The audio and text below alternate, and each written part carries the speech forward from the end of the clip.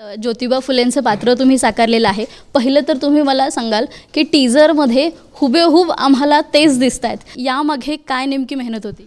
मला नेहमी असं वाटतं की बायोपिकचं अर्धं काम होतं जेव्हा नट साधारण तसा दिसतो किंवा त्याच्याजवळ जातो, आणि जे निलेशनी खूप त्याचं काम म्हणजे अर्धं केलं होतं. कारण निलेश माझ्याकडे आले तेव्हा माझा फोटो आणि फुलेंचा फोटो असा मॉर्फ करून मला दाखवला होता की ज्याच्यामुळे मलाच बघून आश्चर्य वाटलं की अरे मी एवढा खरंच दिसू शकतो का ह्याच्यात. त्यामुळे तो कॉन्फिडन्स आला पहिली गोष्ट, आणि ते फार गरजेचं असतं. म्हणजे आपल्या इथे बरेच बायोपिक्स असे झालेले आहेत की जिथे खरं तर त्या व्यक्तीच्या जवळ पण जात नाहीत, पण केलेले आहेत नटांनी, आणि मग काय होतं तिथे आपण रिलेटच करू शकत नाही. म्हणून हे फार महत्त्वाचं आहे की तुम्ही म्हणतात आहे की दिसणं त्यांच्यासारखं किंवा जवळ जाणं हे फार महत्त्वाचं आहे.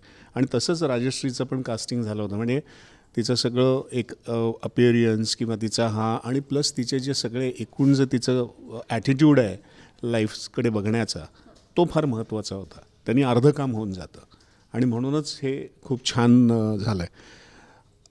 महात्मा फुले हे अत्यंत महत्त्वाचे मला एवढ्यासाठी वाटतात की ते इतके विजनरी तर विजनरी होतेच, पण ते खूप सेन्सिटिव्ह पण होते.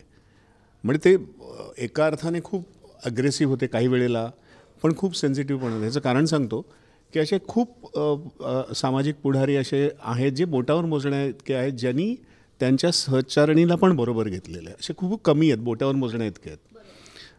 गांधी कस्तुरबा किंवा बाबा आमटे आणि साधनाताई किंवा अभयभंग आणि राणीबंग असे फार कमी. जसं बाबा ह्यांनी केलं महात्मा फुलेंनी की पहिलं सावित्रीबाईंना बरोबर घेतलं आणि आपल्या अख्ख्या प्रवासात आपल्या पर्पजमध्ये त्यांना ओढून घेतलं. ह्याचं कारण एकच आहे, आणि परत ते एका अर्थाने पण हुशार आहेत की स्त्रियांना कम्फर्टेबल करण्यासाठी एक बाईच पुढे यायला पाहिजे, स्त्रियांना शिक्षण देण्यासाठी. म्हणून त्यांनी पहिलं बायकोला शिकवलं आणि मग बायकोला इतर बायांना आणि इतर स्त्रियांना, आणि मग ते कम्फर्टेबल होऊन मग ते मुलांना, असं ते मुली वगैरे शिकत गेला. सो हे खूप एक विजन असलेला माणूसच करू शकतो. तर हे फार महत्त्वाचं आहे सिनेमामध्ये. आणि एका अर्थाने तेच होतं की एका पॉईंटनंतर ते असेच झाले की 2 शरीर आणि 1 जीव असे ते झाले. त्यांचा पर्पज एक होता शेवटपर्यंत. त्यामुळे ते गेले ज्योतिबा, तरी सावित्रीबाईंनी त्याच जोमाने ते काम शेवटपर्यंत चालू ठेवलं.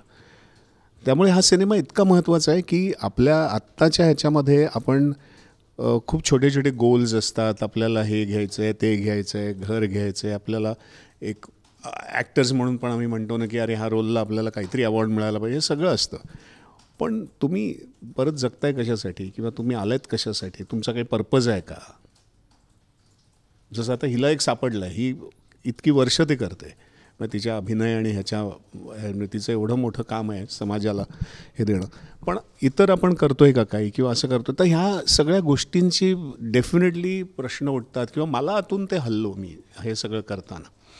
आणि असे रोल करताना मग जेव्हा तुम्ही त्या प्रवासात न जाता तेव्हा तुम्हाला व्यक्तिगत पण खूप काही एनरिच किंवा काहीतरी मिळून जातं, आणि ते डेफिनेटली दिलं ह्या महात्मा फुलेंनी.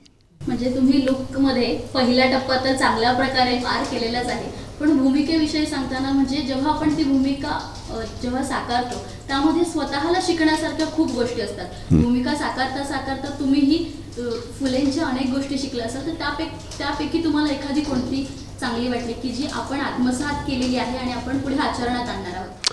सगळ्यात महत्त्वाचं तेच आहे. म्हणजे बाकीच्या ह्या छोट्या बऱ्याचशा गोष्टी आहेत, पण सगळ्यात महत्त्वाचं आहे की ते इतके अलाइंड होते त्या पर्पजला की एका पॉईंटला जवळजवळ मित्रसुद्धा त्या लेवलला पोचले नाहीत किंवा तोपर्यंत आले नाहीत, तर तरी, आणि ते काही वेळेला सोडून गेले, तरी ह्यांनी त्यांचा प्रवास कायम चालू ठेवला. कारण त्यांना ते लक्ष दिसत होतं आणि त्यांना तो मोठा पर्पज दिसत होता.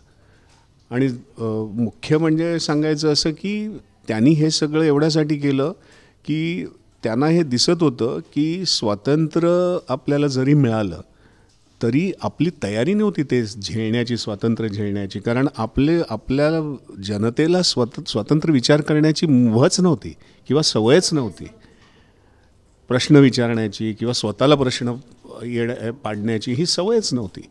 आणि त्यामुळे जोपर्यंत हे येत नाही, जोपर्यंत जनता जागरूक होत नाही, त्या शिक्षण हे त्यांच्या अर्थी जागरूकता आहे. म्हणजे इट इज नॉट की पदवी मिळाली आणि तुम्ही मॅट्रिक झालात किंवा 12वी झाली असं नाही. त्यांचं सगळं कार्य शिक्षणाचे होतं की माणूस जागरूक व्हायला पाहिजे, हे त्यांचं शिक्षण होतं मेन. तर त्यामुळे हे अत्यंत महत्त्वाचं होतं त्यांच्यामध्ये.